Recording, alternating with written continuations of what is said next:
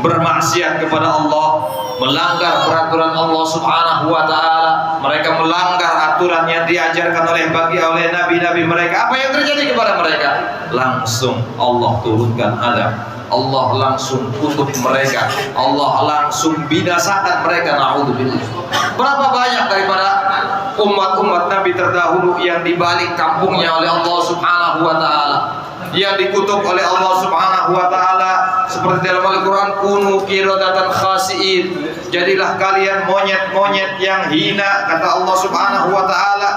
Ada yang Allah hancurkan ya dengan banjir, ada yang Allah hancurkan dengan Allah tenggelamkan mereka ke dalam bumi, ada yang Allah hancurkan mereka dengan penyakit bisul, ada yang Allah hancurkan mereka dengan Allah utus jutaan katak ke kampung mereka sehingga mereka terbenam oleh katak dan mereka mati, hancur mereka semuanya karena banyaknya katak-katak yang Allah kirimkan pada waktu itu.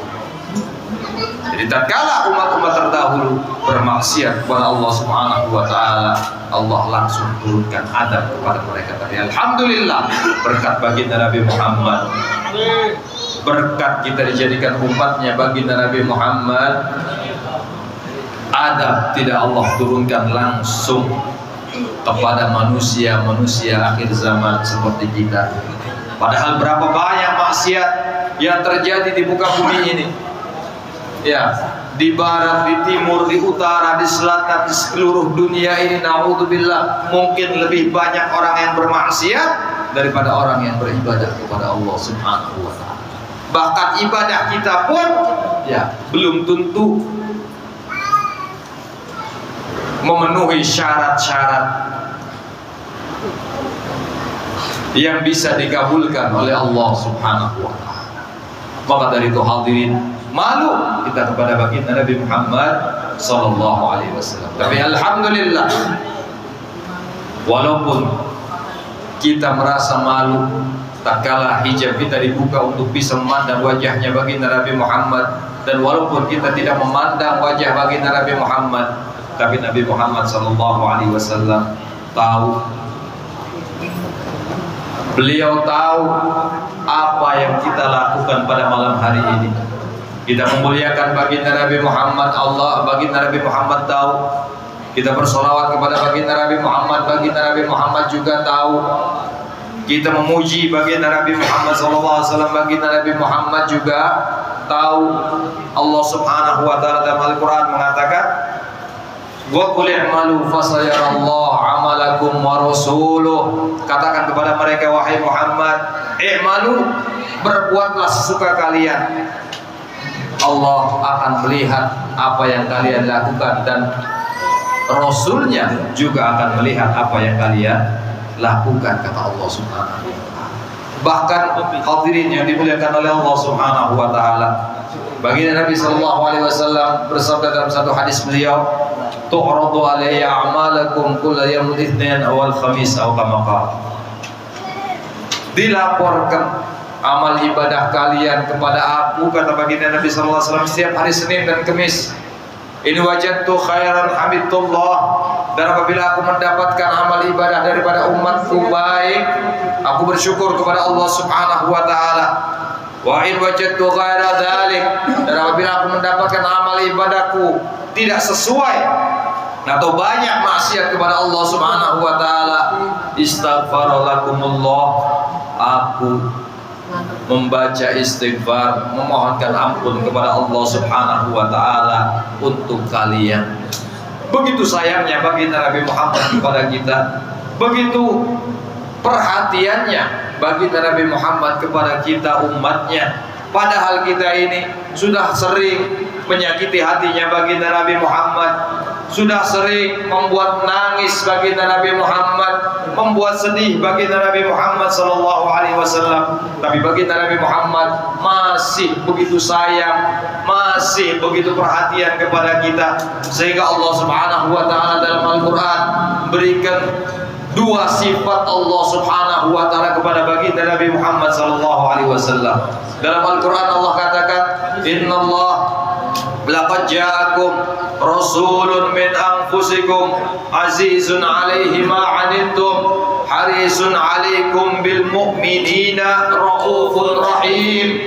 Dan dengan orang-orang mukmin baginda Nabi Muhammad sangat-sangat sayang, sangat-sangat rahmat kepada mereka, sehingga baginda Nabi SAW menginginkan kita semuanya untuk masuk ke surganya Allah, menginginkan kebaikan untuk kita semuanya, baik di dunia maupun di akhirat. Di dunia kita dalam keadaan baik yang diharapkan oleh baginda Nabi Muhammad, dan di akhirat juga lebih baik seperti yang diharapkan oleh baginda Nabi Muhammad SAW. Jangan dikira baginda Nabi Muhammad tidak sedih tatkala kita hidup di dunia ini sedang sedih.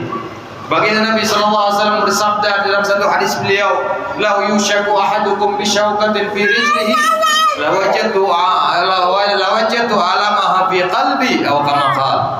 Kata baginda Nabi SAW, kalau seandainya salah seorang di antara kalian tertusuk duri di kakinya, maka aku akan merasakan sakitnya di dalam hatiku, kata baginda Nabi SAW.